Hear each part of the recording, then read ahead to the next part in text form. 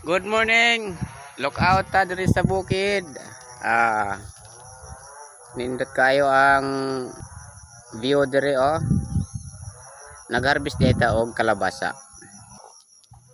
Nang-harvest og kalabasa kay okay. Nanda daw buyer. Subay oh.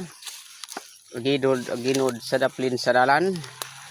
Doon natay makitang mga kalabasa nga daghan diri sa bukid. Oh. Mani operasyon nato karon tibok adlaw. Operasyon ta og harvest kalabasa pero bago ang tanan mag-video sa ta.